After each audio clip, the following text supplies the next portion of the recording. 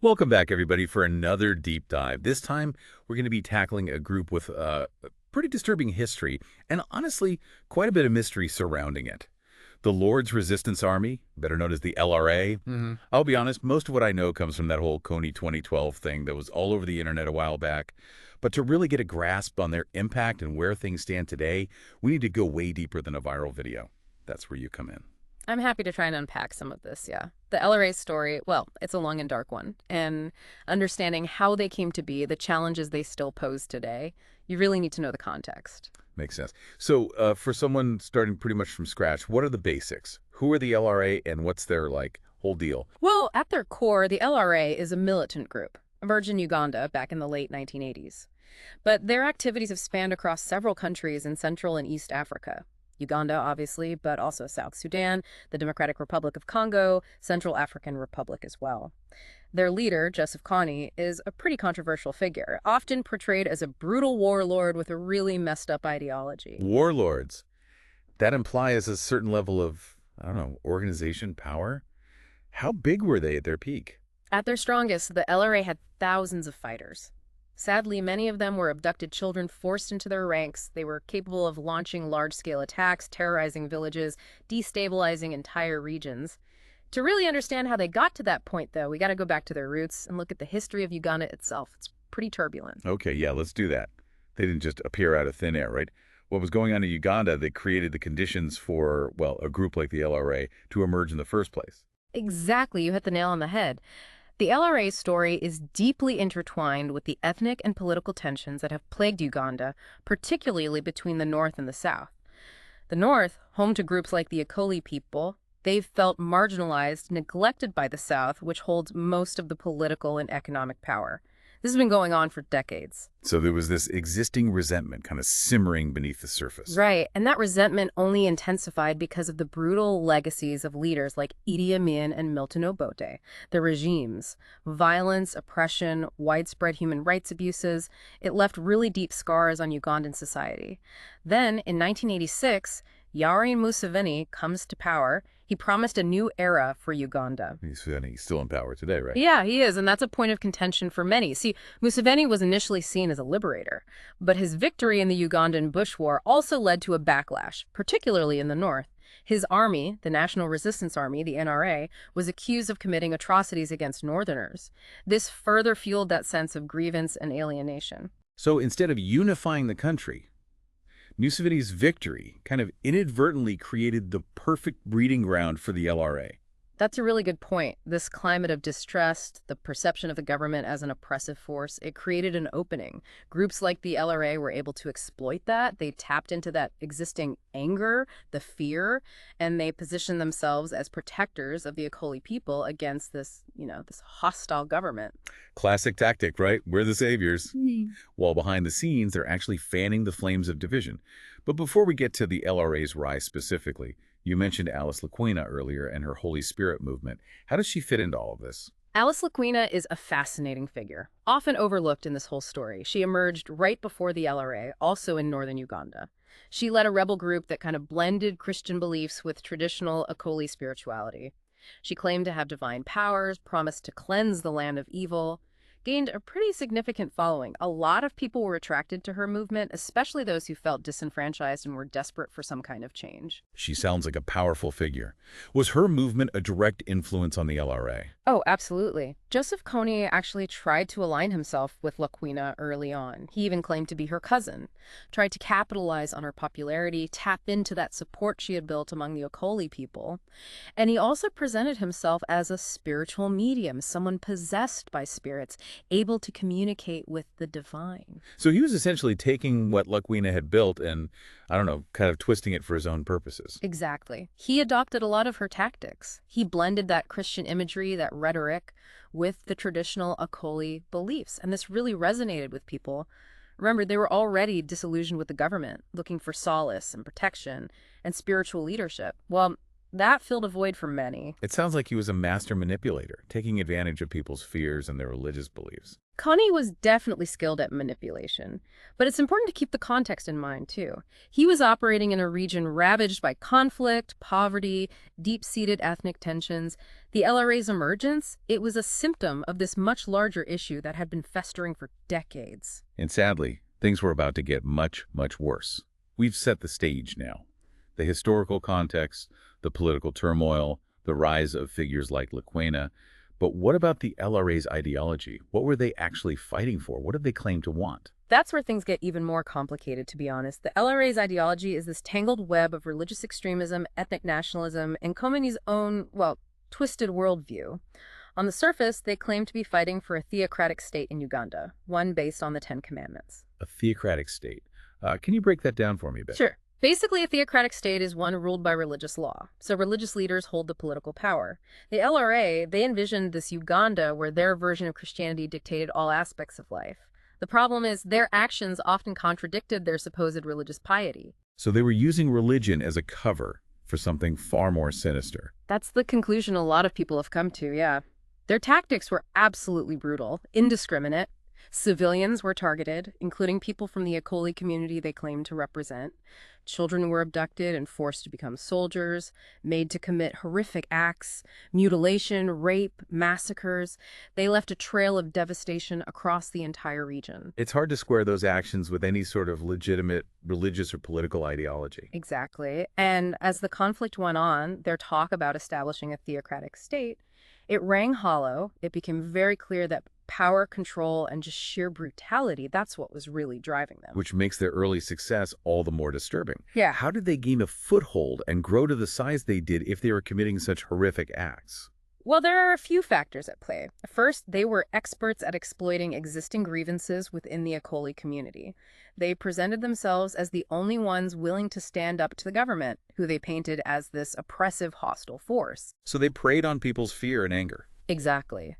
They also used their, well, supposed spiritual authority to instill fear and obedience. Kony, he built this personality cult around himself, claiming to be a prophet, able to communicate with spirits, chosen by God to lead his people. That resonated with a lot of people, especially those who felt abandoned, desperate for some kind of protection. It's a chilling reminder of just how powerful manipulation can be, especially when people are vulnerable and looking for answers. And their success in those early days, it was also partly due to their brutal tactics. Sad to say, but they were effective, instilling fear, discouraging resistance, that willingness to use extreme violence, even against civilians. It created a climate of terror, and that allowed them to operate with relative impunity, at least at the beginning. And their use of child soldiers, that was a particularly disturbing aspect of their strategy. Absolutely. Child soldiers, they became a hallmark of the LRA's reign of terror. These were children, many of them abducted from their families, subjected to unimaginable cruelty and indoctrination, forced to commit atrocities. They became both victims and perpetrators in this twisted cycle of violence. It's hard to even fathom the trauma inflicted on these children, forced to do things like that. The psychological scars for those who survived are immense, long-lasting. The LRA's use of child soldiers, it's one of the most tragic and enduring legacies of this conflict. It's all just, well, incredibly bleak. We've talked about the historical context, the political turmoil, the manipulation, the brutality. But before we get into the specifics of the LRA's atrocities, let's pause here for a moment. We'll continue our deep dive into the LRA after a quick break. The late 1990s, early 2000s, that's when the LRA's brutality really reached its peak. It was horrific. Yeah, that's the period that sticks out most in my mind, too. I think because of all the media attention on things like the abduction of those schoolgirls in Abok. The Abok abductions, yeah, 1996. Over 100 girls kidnapped from their school. It became a symbol of just how cruel the LRA was, their complete disregard for human life. But tragically, that was just one of many, many horrific incidents. What other major atrocities stand out from that period? The ATX massacre in 1995, that one is particularly horrifying. Hundreds of villagers systematically slaughtered by LRA fighters. They left their bodies in the streets. A gruesome message to anyone who might think of resisting. And then there's the Barlonio IDP camp attack, 2004. Over 300 people, they were seeking refuge in this camp, and the LRA just brutally murdered them. It's just unimaginable, the level of depravity. The LRA's tactics were all about terror, breaking the spirit of resistance, controlling the population through fear. Their actions went way beyond any kind of military objective. They seemed intent on inflicting as much suffering as possible, creating chaos, despair. You mentioned their use of child soldiers earlier. How did that factor into their brutality? It was central to their strategy, really, and it added this whole other tragic dimension to their crimes. These kids, so many of them taken when they were so young, they were subjected to intense indoctrination, forced to participate in these horrific acts, often turned against their own families, their communities. It's just sick to think of how conflict can warp young minds like that.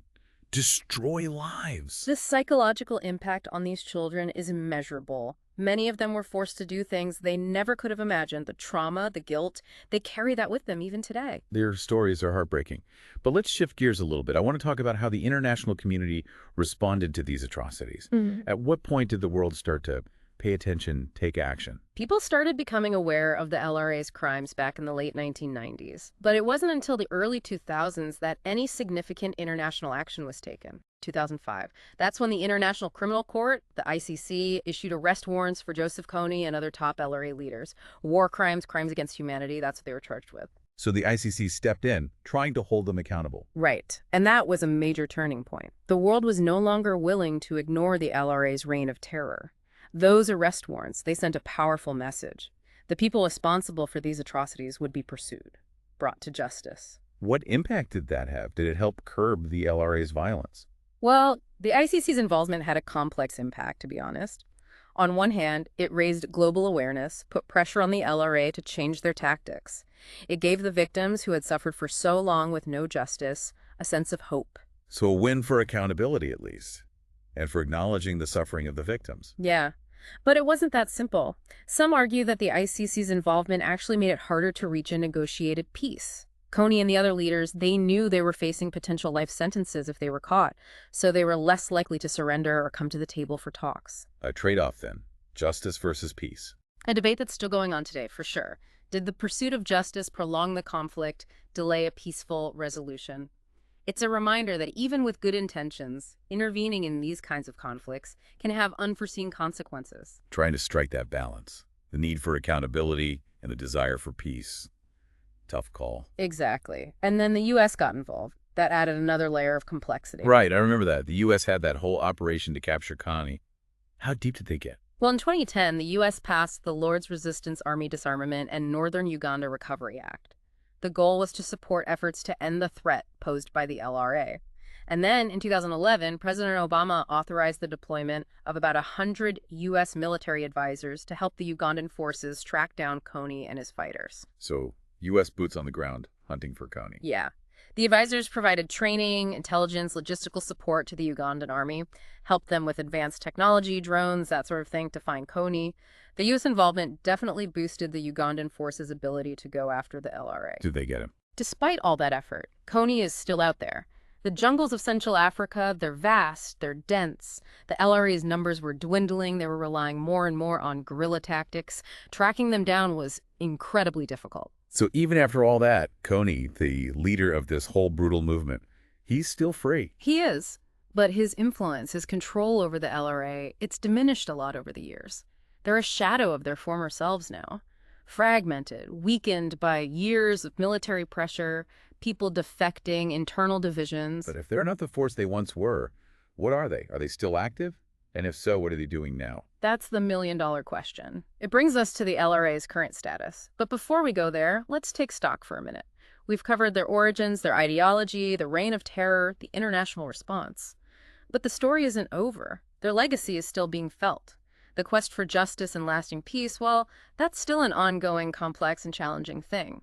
We'll get into the LRA's current status and how their legacy continues to play out after a quick break. So the LRA is weakened, their leader's still out there, and the U.S. has kind of stepped back. What's the situation on the ground now? Are they still a threat? Honestly, The LRA today is a far cry from what it once was. They're not this formidable force anymore. Years of military pressure, people defecting, all the internal divisions, it's taken its toll. They're down to just a few hundred fighters, scattered across these really remote parts of Central Africa, mostly operating in small, mobile groups. So no more large-scale attacks, no attempts to hold territory. They're not capable of conventional warfare like they used to be.